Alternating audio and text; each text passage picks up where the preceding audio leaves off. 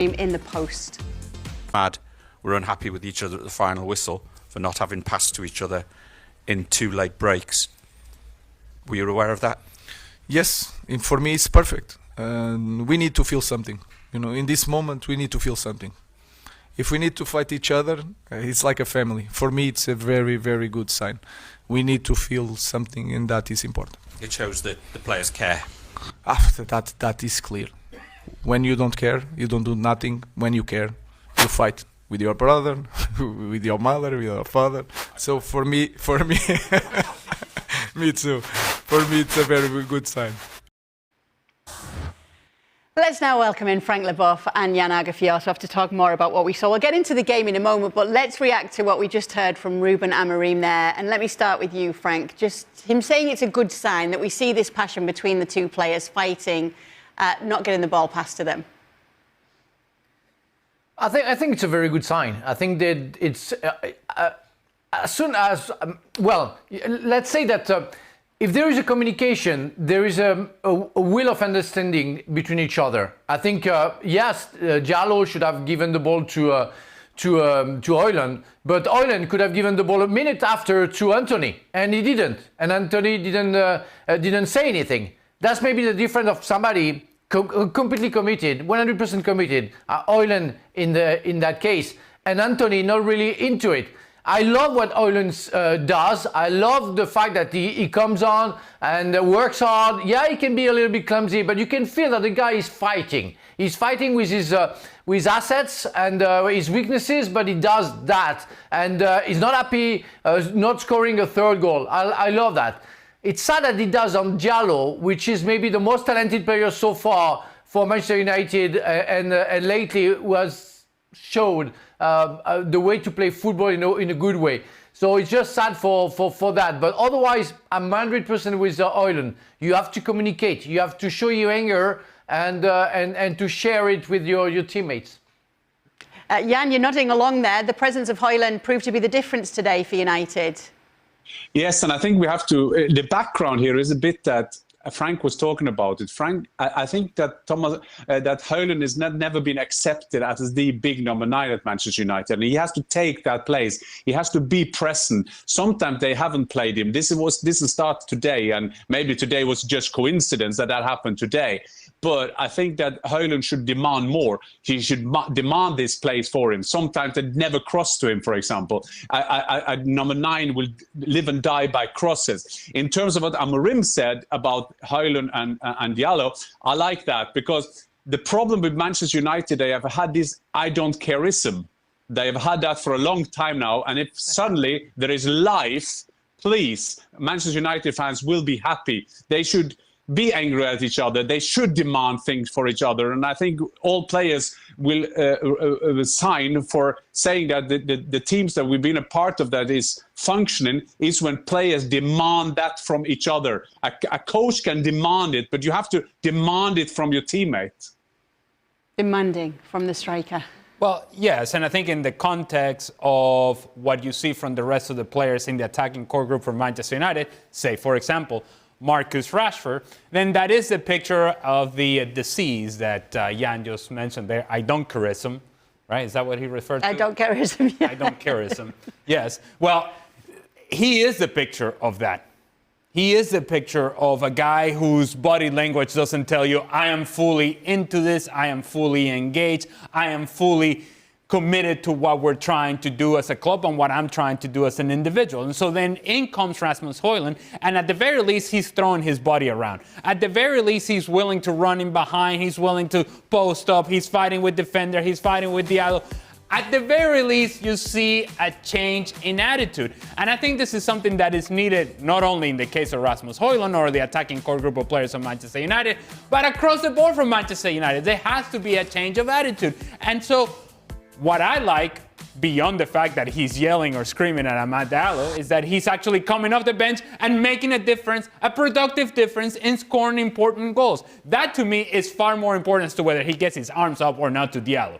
Now, yeah, as a striker, you're on 2 goals, you feel hot, you feel good, you feel like every ball that you touch is about to go into the back of the net, then of course you want the ball played to you all the time, and of course the hands will go up in the air.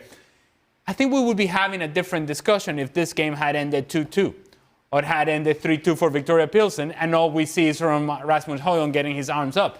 That's what winning the game does for you. That this feels like it's a good thing instead of, oh my goodness, all they're doing is pointing the finger at each other. Now, because they've won the match, and Amorim says, yes, we need this passion, and yes, we won, and yes, this is growth, and yes, this is evolution, now then it feels like we're heading in the right direction. What I like from Højlund is the impact of the bench in production of goals, in production in terms of his style of play, and the attitude with which he played the game. The fact is sometimes that it's easy for old school players like myself and in our generations to think this playing from the back. Fair enough. The playing from the back will be here to stay. But it's interesting to see that in the old days, we said that the player who didn't understand the game was in goal. I'm not saying that is today in 2024. I'm just saying what it used to be. The interesting thing now, when you're going to play out from the back, then the goalkeeper, who are not supposed to be the playmaker of the team, have the most touches. And not even make it even worse, he is doing it in a region. If you're doing a mistake like Onana did there, as we see every weekend in the Bundesliga or in the Premier League, this is a failure. It's a goal against, and that's why any modern manager can explain to me, play out from the back is good because we're going to do this. That's fair enough. You can convince me maybe, but don't convince me that when the player who has the less ability to read the game, and I know there are exceptions, sorry goalkeepers, but he is the guy who's going to have the ball all the time. That I will never understand.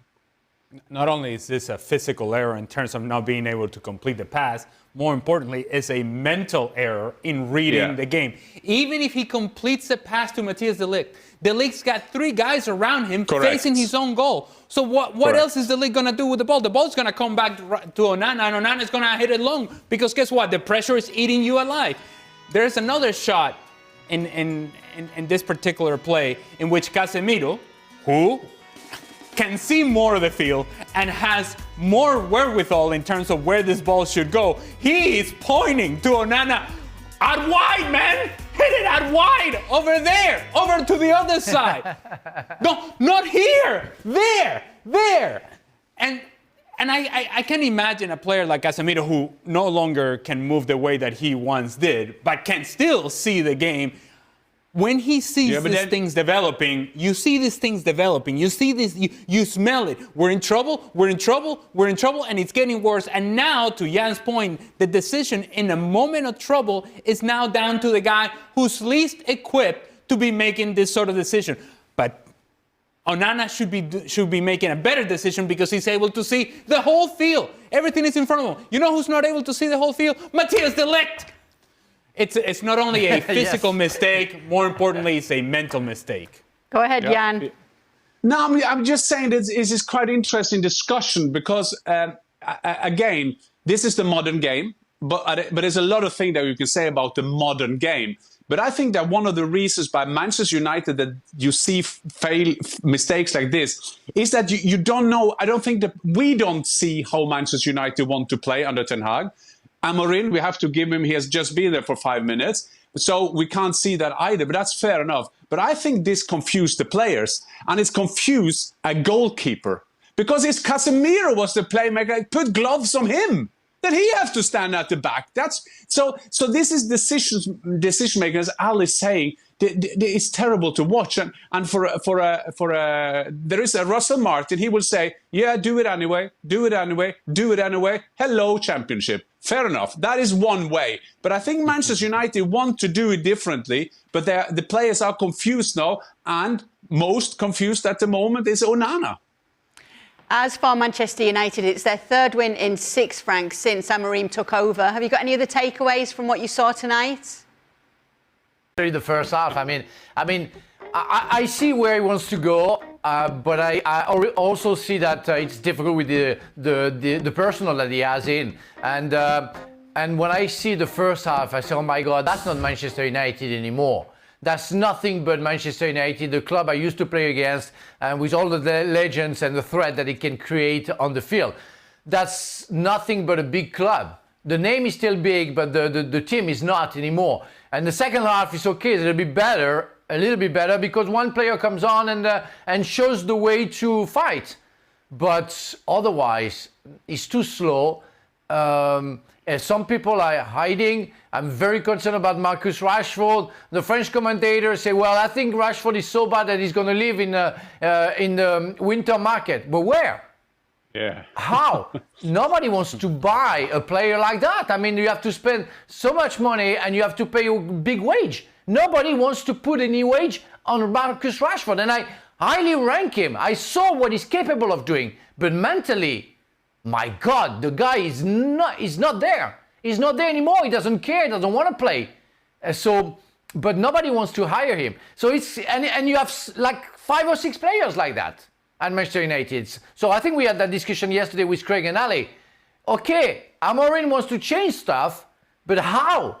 Because nobody, if they want to sell players, nobody wants to hire those players. So they're gonna have a problem. Let's see.